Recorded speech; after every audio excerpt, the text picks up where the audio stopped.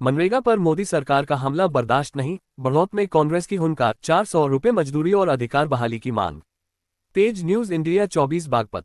नदीम कुरैशी की रिपोर्ट। बढ़ौत नगर में शहर कांग्रेस कमेटी कार्यालय पर आयोजित प्रेस वार्ता में कांग्रेस ने केंद्र की मोदी सरकार पर मनरेगा को कमजोर करने का गंभीर आरोप लगाया।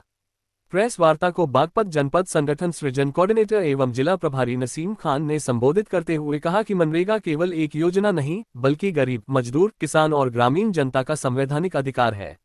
सरकार लगातार नियम बदलकर और इसके स्वरूप से छेड़छाड़ कर इस अधिकार पर हमला कर रही है, जिसे कांग्रेस किसी भी सूरत में बर्दाश्त नहीं करेगी। सर, आपका नाम? मेरा नाम नसीम खान है। मैं उत्तर प्रदेश कांग्रेस कमेटी का कोऑर्डिनेटर हूँ और बागपत जनपद का इंचार्ज। सर, आज बढ़ौत पहुंचे हैं आप, क्या? बढ़ौत में जो आज आया हूँ, मैं इस प्रेस वार्ता में आप सभी का आपका स्वागत करता हूँ और कांग्रेस जन का स्वागत करता हूँ। मेरे साथ में बढ़ौत के अध्यक्ष हैं राम हरी जी, पूर्व अध्यक्ष राम कुमार जी, जो हमारे वरिष्ठ सीनियर लीडर हैं। आज प्रेस करने का जो हमारा उद्देश्य है वो ये है कि केंद्र सरकार, जैसा आप लोगों को पता है, केंद्र सरकार पहले दिन से ही महात्मा गांधी की विचारधारा के विरोध में, महात्मा गांधी के खिलाफ है, नीति के खिलाफ है, महात्मा गांधी जी से नफरत करती है।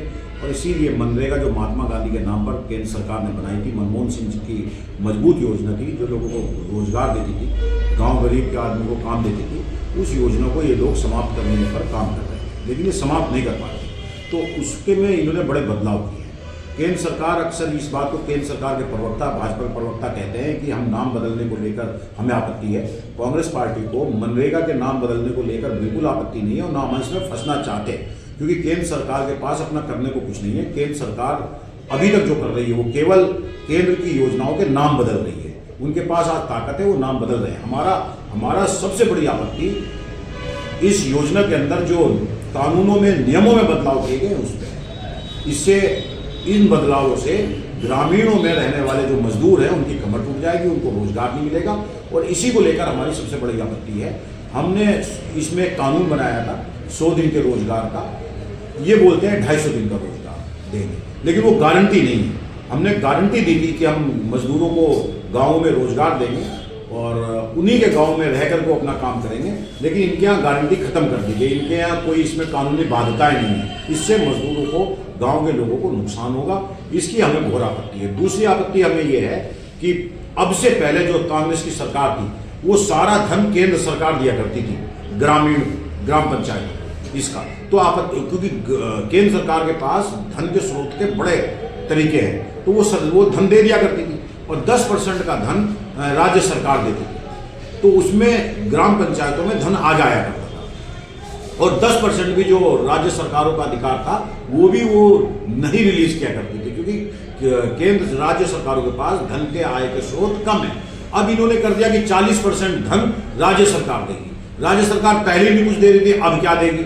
जब 40% का बोझ राज्य सरकारों पे डाल दिया और धन के स्रोत ज्यादा नहीं है केंद्र राज्य सरकारों पे, तो हमें उम्मीद है कि राज्य सरकार धन नहीं देगी। एक ये सबसे बड़ी आपत्ति है। दूसरी आपत्ति हमें ये है कि अब पहले क्या था, कांग्रेस ने जब ये योजना बनाई थी मनरेगा, तो ग्राम पंचायतों को अधिकार दिए थे कि ग्राम पंचायत अपने यहाँ पर खुद काम देंगे। जब काम मांगेंगे मजदूर, जॉब कार्ड धारक खुद अपना काम ग्राम पंचायतें, ग्राम के प्रधान देंगे, तो उसमें लोगों को काम। सर, आपका नाम?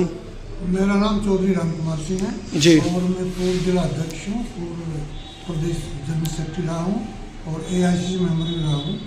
तो अभी भी पार्टी में सक्रिय रूप से काम कर रहे हैं। जी, कुछ कहना चाहेंगे? जी, कुछ कहना चाहेंगे? हाँ, मैं कहना चाहूँगा, अब उनकी जो नीति है भाजपा की, आज से ही, शुरू से ही, जब से पार्टी बनी है तभी से ही इन्होंने गरीब को, कमजोर को, दलित को, माइनॉरिटी के लोगों को कुचलने का अपना एक बहुत बड़ी साजिश के तहत कुचक्र चला है। और उसी कुचक्र के ये कड़ी है मनरेगा में। चूँकि मनरेगा 2006 में कांग्रेस ने 2000 जनपदों में लागू की थी, फिर 7-8 तक पूरे प्रदेश में लागू कर दी थी। और इसका उद्देश्य केवल और केवल एक ही था कि हमें बहुत सारी इस तरह की शिकायतें, बहुत सारी इस तरह की घटनाएं होती थी कि भाई अमुक जगह अमुक गरीब आदमी ने आत्महत्या कर ली, उसको जो है खाने को नहीं मिला कुछ भी, इतने लोग भूख से मर गए।